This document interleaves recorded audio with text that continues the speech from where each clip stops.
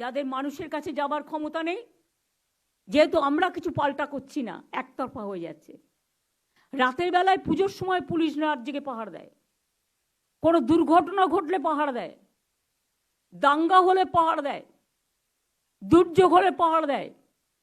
কিন্তু প্রতিদিন রাতে আপনারা যদি রাস্তায় থেকে, অনেক মানুষ তো ডিস্টার্ব হয়, অনেক এলাকায় অনেক বয়স্ক মানুষ আছে, মাইক লাগালে তাদের ঘুমের অসুবিধেও হয়, যার জন্য নিয়মও আছে পলিউশন কন্ট্রোল বোর্ডের, 10টার পর মাইক বাজানো যাবে না, বা এত স্পিডে মাইক বাজাবেন, তার বেশি বাজানো যাবে না।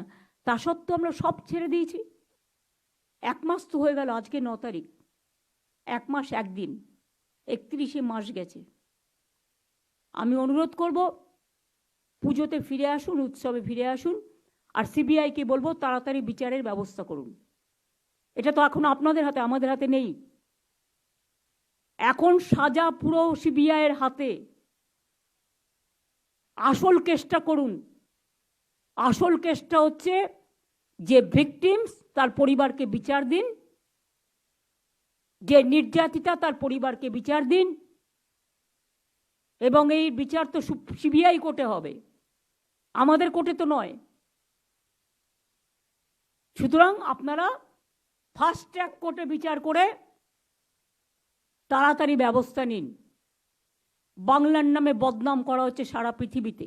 একটা হোয়াটসঅ্যাপ গ্রুপ জুটেছে, যারা এখান থেকে পড়াশুনো করে খেয়ে দিয়ে মানুষ হয়ে বাইরে গেছেন, তারা গিয়ে বাংলার বদনাম করছে একতরফা, ওয়ান সাইডেড কথা শুনে ওদের। তারা তো বোথ সাইড শুনতে পাচ্ছেন না, ইউনিল্যাটারালি, ওয়ান সাইডেড।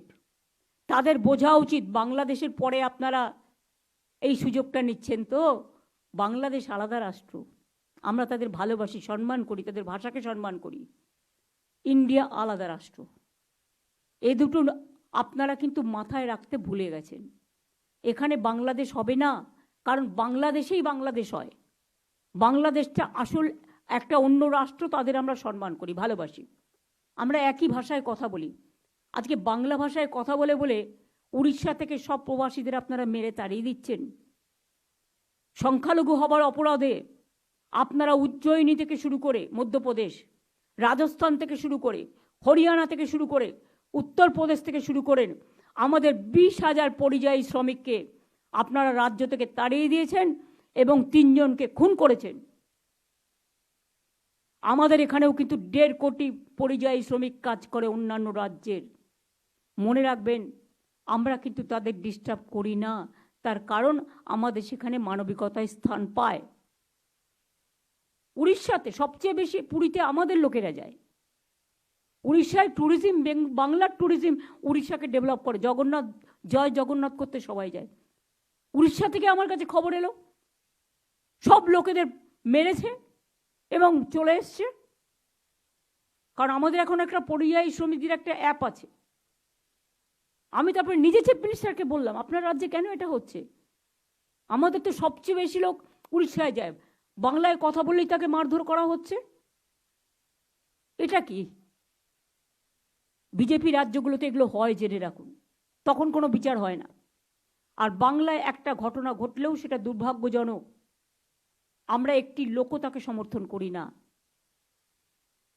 চুপচাপ আছি, নীরবে বেদনা সহ্য করছি। পুলিশকে অ্যাকশন নিতে বারণ করেছি।